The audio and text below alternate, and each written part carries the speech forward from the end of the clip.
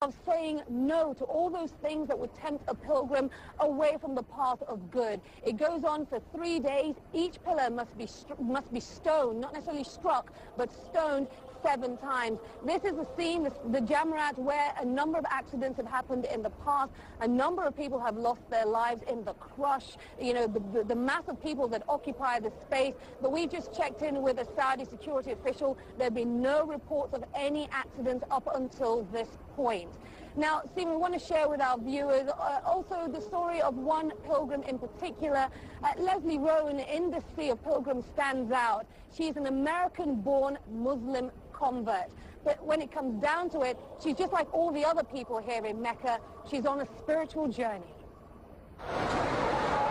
They come together as one on the plains of Arafat.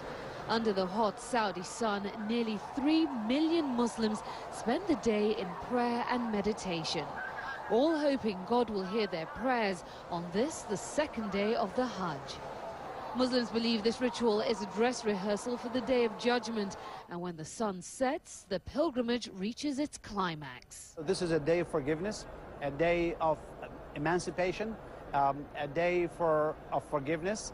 And that's what Hajj is all about, is becoming a newly born person. For Leslie Rowan, an American-born Muslim convert, the experience of performing her first Hajj is a dream come true. We spoke to her just hours before she set out for Arafat. Just thinking about the day's significance filled her with emotion. I'm going to be praying for forgiveness for my sins, and that, I think, is what we all are after. And, you know, there are a lot of things that we do consciously and unconsciously.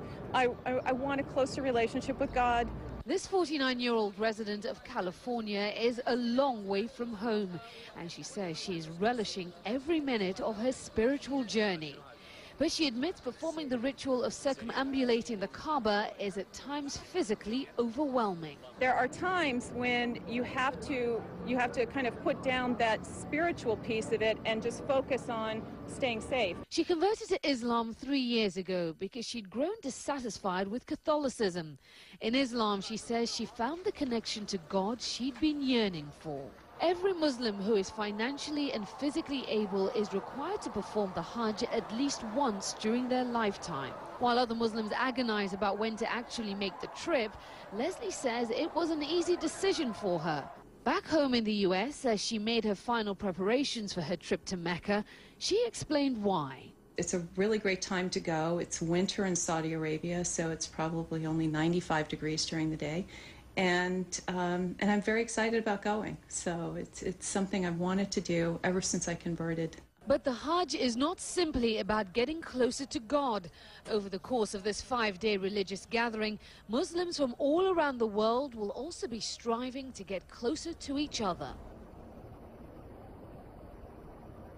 Now, Stephen, once Leslie has completed the ritual of stoning the devil, what pilgrims do then is they sacrifice an animal. That meat is distributed amongst the poor.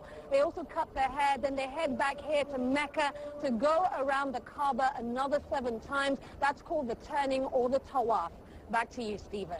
I'm impressed that you were able to find her, because I thought the whole point of this was to have her just like everybody else. All the pilgrims wear the same white. They all recite the same prayers. You know, they all undertake the same rituals, showing that they're all the same before God. You managed to pull her out of a huge crowd. Well, Stephen, just a point of note, it is the men who come to perform Hajj that must take on the white ihram garment. All pilgrims will be in a state of ihram, which is a state of purity. But in terms of the actual outfit, it's men that must wear the white, so it makes it much harder to pick them out. Women, when it comes down to it, aren't actually bound to wear any color in particular. It has just become a norm that women tend to wear white along with the men. The only thing women must not do here at the Hajj is cover their faces, even if that's what they do back at home. Stephen. Fascinating insights. Aisha, thank you for that. We'll look forward to seeing you later in the week as well. That holiday that Aisha mentioned, Eid al-Adha, is the cause of another major development in Saudi Arabia, which